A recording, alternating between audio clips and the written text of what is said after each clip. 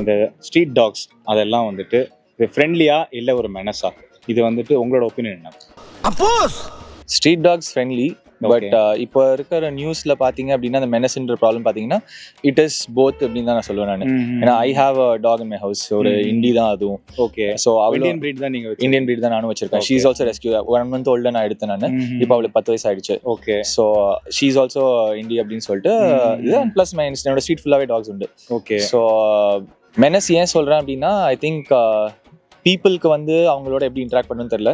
And அந்த பிளேஸ்ல வந்து என்ன ப்ராப்ளம்ஸ் இஸ் காசிங் தி மெனஸ்ன்னு அவங்களால யோசிக்க முடியல. ஓகே, குப்பையை வந்து கீழே போடுறதுனால டாக்ஸ் வந்து வரும், டெரிட்டோரியல் ஆகும், எக்கச்சக்கமான விஷயம் இருக்கு. விஷயம் இப்படி போகுதா? ஓகே. செகண்ட் திங் இஸ் அவங்கள வந்து நார்மலா பாத்தீங்கன்னா ஒரு பிளான்ட் சிட்டின்னு இருந்துச்சுன்னா அனிமல்ஸ் வெளியே இருக்காது. ஆமா, இங்க இருக்காங்க. அப்போ அதுக்கு வந்து ஸ்டெரிலைஸ் பண்ணும், அதுக்கு வேக்சினேஷன் கொடுக்கணும். இதை வந்து இன்னும் கொஞ்சம் அவேர்னஸா இருந்துச்சு அப்படின்னா ஐ திங்க் மெனஸ் வந்து கொஞ்சம் கம்மியாகும்னு நினைக்கிறேன். Okay, but overall they are very friendly creatures. Okay. ஆபத்துனா ஏதாவது ஒன்று வந்து காப்பாத்தும்ல. இந்த வீடியோ உங்களுக்கு பிடிச்சிருக்கும்னு நம்புறேன். இது போல இன்னும் நிறைய வீடியோஸ் பார்க்கறதுக்கு மறக்காம சதேஷ் மித்ரன் சேனலை சப்ஸ்கிரைப் பண்ணிக்கோங்க.